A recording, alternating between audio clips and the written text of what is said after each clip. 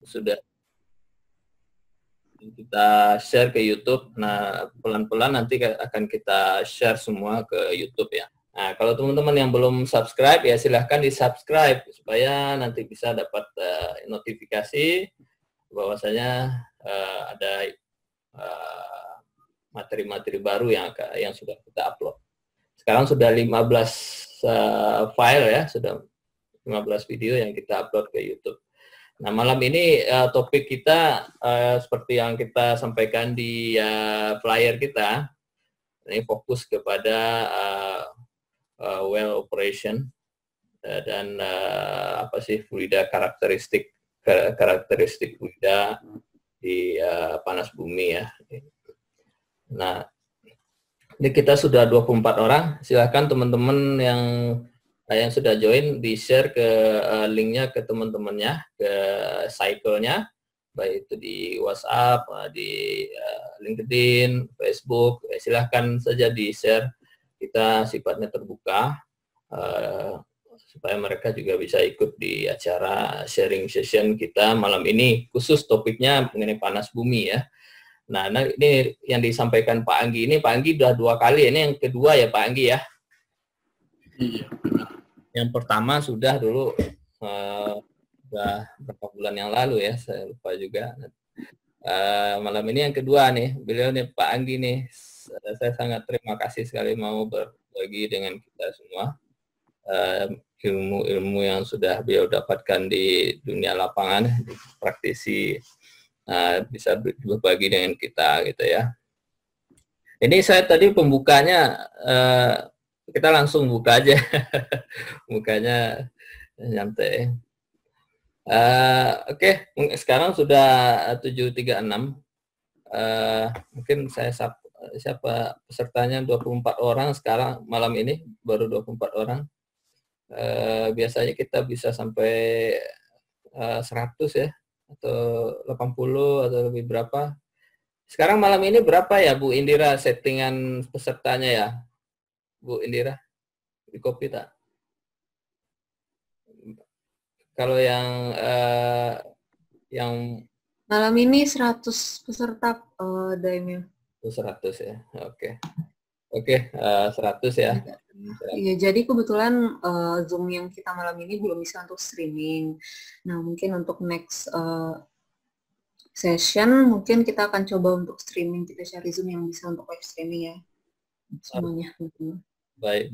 Ya, saya sudah setting bisa streaming di YouTube ya, cuman ya ini account kita ganti provider. Jadi belum bisa streaming ke YouTube. Ya sebenarnya kalau kita kembali ke ini topik-topik panas bumi ini, ilmunya sangat sophisticated ya, sangat advance sekali.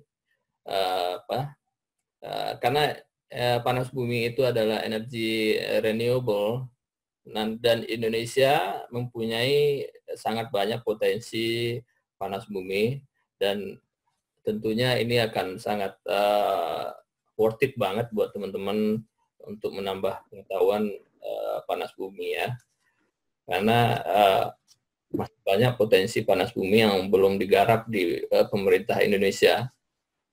terutama untuk masa depan ya. Kita isu-isu global warming ini, banyak pembangkit listrik yang mempunyai energi fosil itu nanti akan dikurangi karena akan berefek tidak bagus buat anak cucu kita ya. Jadi kedepannya panas bumi ini tetap akan jadi primadona ya, walaupun sekarang tersendat karena faktor COVID-19 ini.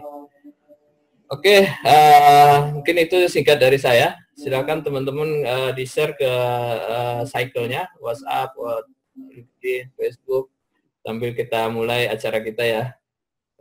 Oke Pak Anggi, nanti pada saat sesi tanya jawab nanti kita akan jeda waktu sebentar ya. Nanti kita akan sampaikan kalau sudah bisa sesi tanya jawab seperti biasa ya Pak Anggi ya. Oke, iya kopi Pak. Silakan Pak Anggi ditampilkan sharing ilmunya biar kita semua. Berarti udah dimulai Pak Emil ya? Ya silakan. Oke, terima kasih Pak Emil. Sebelumnya saya ucapkan Assalamualaikum warahmatullahi wabarakatuh. Selamat malam ya buat teman-teman semuanya. Kali ini saya diberikan kesempatan lagi oleh Pak Emil untuk deliver atau sharing terkait geothermal. Sebelumnya saya menyampaikan yang saya sampaikan ini berdasarkan apa yang sudah pengalaman dari saya yang sudah di lapangan dan yang saya sekedar tahu apa yang saya tahu. Jadi mungkin di sini yang hadir nggak cuma dari fresh graduate aja yang seperti yang ditujukan utamanya memang buat fresh graduate. Pasti di sini juga ada praktisi-praktisi yang udah lebih pengalaman dan jauh pengalaman juga. Ada yang ingin mungkin refresh atau pengen review lagi sepertinya, mungkin bisa dikoreksi juga jika ada kesalahan dari penyampaian. Oke. Sebentar.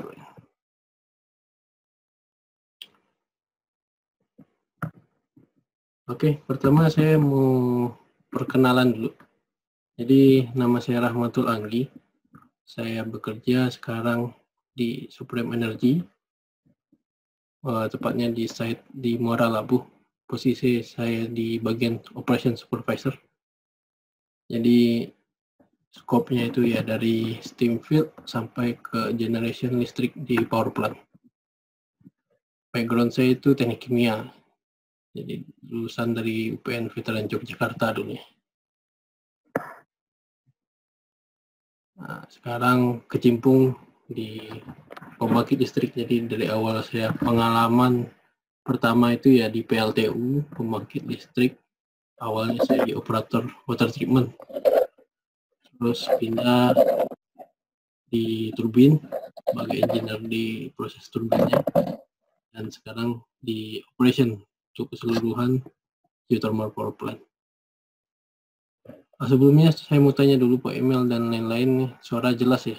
Terus tampilannya juga nggak ada masalah, Pak Emil ya? Suara jelas. Oke. Jadi di sini saya diminta untuk mendeliver terkait steam field operation dan geofluid karakteristik dan beserta treatmentnya juga. Nah, di sini dimandatkan untuk ini waktu 1,5 jam ya, kurang lebih. Ya, saya berusaha sebisa mungkin ini masuk dalam waktu segitu. Dan itu udah termasuk juga sesi tanya jawab ini. Saya harap apa yang tersampaikan di slide ini tersampaikan juga apa yang diharapkan oleh dari tim Ethos untuk bisa dipahami oleh teman-teman. Seperti Pak Emil sampaikan tadi, konsepnya jika ada pertanyaan ya silakan diajukan lewat kolom chat. Nanti di beberapa sesi slide akan di stop untuk sesi tanya jawab. Oke, jadi seperti itu. Oke, kita lanjut. Ini outline. Ada 4 outline, ada overview pertama. Terus ini yang diharapkan nanti bisa di-deliver. Tapi kalau nggak semuanya terdeliver, mungkin bisa kita ke next session selanjutnya ya. Ya, saya berharap semuanya bisa di-deliver. Jadi ada well operation, ada well treatment, sama summary. Nah, jadi yang pertama kita masuk dulu ke reservoir classification. Nah, jadi sebenarnya ini lanjutan dari, bisa dibilang ini part 2 lah. Yang sebelumnya itu part 1. Mungkin kalau teman-teman yang sebelumnya hadir, itu kita udah bahas beberapa yang lebih general terkait apa reservoir segala macamnya. Nah, sekarang kita lebih subnya lagi, masuk ke klasifikasi dari reservoir geothermal itu sendiri. Jadi klasifikasi geothermal itu, reservoirnya itu ada beberapa klasifikasi sebenarnya. Salah satu yang paling umum kita tahu adalah berdasarkan entalpinya dan temperatur. Nah, dari resource reservoir tersebut ada beberapa temperatur, ada low, ada medium, dan ada high. Nah, di sini di temperatur yang high itu reservoir di bawah tersebut temperaturnya di atas 210 itu high. Dan biasanya fluida itu fasenya water, bisa steam, bisa dua fasa. Dan tipe power plant yang bisa dikembangkan dengan kondisi reservoir ini bisa flash, ada single flash, ada double flash, bisa combined cycle. Combined cycle ini maksudnya ada binary. Jadi flash dengan binary itu digabung, itu disebut combined cycle. Jadi brine yang dihasilkan biasanya diumpankan, nggak langsung diinjeksikan. Jadi diumpankan dulu ke cell and tube atau heat exchanger semacamnya untuk memanaskan fluida organik untuk di binary proses. Intermediate itu temperatur reservoirnya di 150 sampai 220 derajat Celcius. Fasenya biasanya hampir sama dengan high temperatur reservoir. Steam, ada water, bisa two phase juga. Terus tipe power plant-nya ada flash dan combined cycle juga. Kalau intermediate, low, ini low kecil dari 150. Biasanya fase di reservoir tersebut itu air. Dan power plant yang bisa dikembangkan dengan kondisi reservoir ini biasanya cuma binary, karena temperaturnya rendah, nggak bisa dikembangkan ke flash atau single flash, karena nanti banyak efek dan masalah. Nah, sebelumnya juga kita bahas scaling itu silika, nah, itu ada korelasi di sana. Di Indonesia sendiri rata-rata itu fasenya air, water dominated atau air. Jadi berdasarkan fase tadi kita jelaskan ada dua fasa.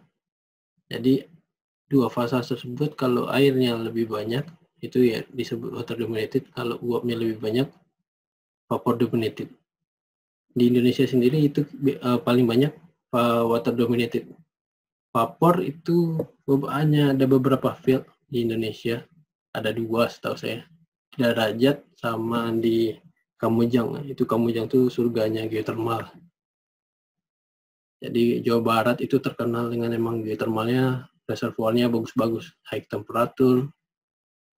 Untuk kondisi kimianya pun kandungannya bagus, nggak terlalu, TDS-nya nggak terlalu tinggi, total dissolved solid.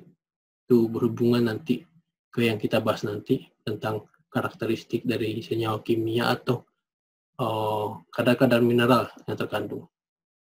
Tapi selebihnya selain Jawa Barat itu banyak banget itu dua fasa yang water dominated, yang rata-rata masalah itu terjadi pada field water dominated. Supreme energy yang lain ada di Rantau Dedap yang baru aja energize, siap-siap mau COD akhir tahun ini, mungkin September, itu water dominated juga. Sarula yang terkenal dengan Sol, itu geothermal terbesar di dunia, water dominated juga. Nah, dan itu juga challenge buat teman-teman di lapangan. Jadi orang-orang yang mengerjakan water dominated itu biasa effortnya dibanding yang vapor dominated. Nah, berdasarkan topografi juga diklasifikasikan reservoir itu ada high terrain, ada low terrain. Maksudnya di sini kalau di Indonesia biasanya itu high terrain, jadi berdasarkan land level atau elevasi level area geotermal. Jadi Indonesia sendiri kan rata-rata kita ketahui itu berada di pegunungan. Jarang ada yang dekat dengan pantai atau dataran rendah lah.